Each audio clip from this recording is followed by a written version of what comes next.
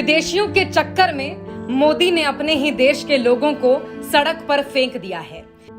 ये डबडबाई आंखें, सड़क पर बैठी लाचार महिलाएं और मलबे के ढेर में अपना सामान तलाश करते ये लोग इसी देश के बाशिंदे हैं। इनकी जिंदगी में G20 शिखर सम्मेलन से भूचाल आ गया है।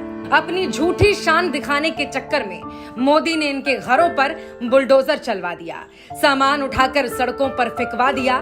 एक तरफ हमारे देश में आए विदेशी मेहमानों के साथ पीएम मोदी चमचमाते सोने चांदी के बर्तनों में 56 भोज खा रहे हैं, तो वहीं इन गरीबों को अब एक वक्त का खाना भी मयस्सर नहीं है। दशकों से यहाँ झुग्गियों में रह रहे इन लोगों को मोदी ने सड़क पर ला दिया है। अब ये गरीब अंधेरी सड़कों पर रात गुजारने को मजबूर हैं।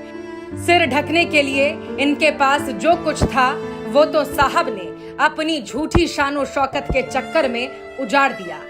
अपने 9 सालों के शासन में इनका उद्धार तो नहीं कर पाए, मगर बर्बाद जरूर कर दिया। G20 के सम्मेलन के लिए महीनों से दिल्ली को सजाया जा रहा था।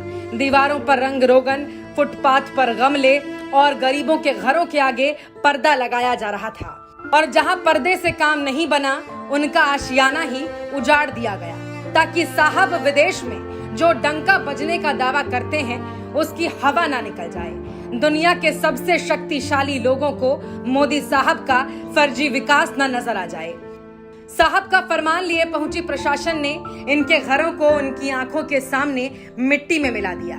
उनके रहने की कोई व्यवस्था नहीं की गई। अब छोटे छोटे बच्चों के साथ पूरा परिवार दर दर भटक रहा है, और उधर मोदी जी दुनिया के सामने फर्जी वाहवाही लूट रहे हैं। सबका साथ कहकर सत्ता में तो आए और अब केवल अपना विकास और अपने मित्रों का विकास कर रहे हैं। इतनी बद्दुआ लेकर कहां जाएंगे साहब? कम से कम भगवान से तो खौफ खाइए। इनमें से बहुत से लोगों ने वोट देकर आपको प्रधानमंत्री की कुर्सी तक पहुंचाया है, लेकिन इनका कसूर सिर्फ इतना है ना कि ये गरीब हैं, और इस देश के राजा को गरीब पसंद नहीं है। गरीबों को तो आप कीड़े मकोड़े समझते हैं। 2024 में इंसाफ होकर रहेगा। ये गरीब आपको माफ नहीं करेंगे मोदी जी।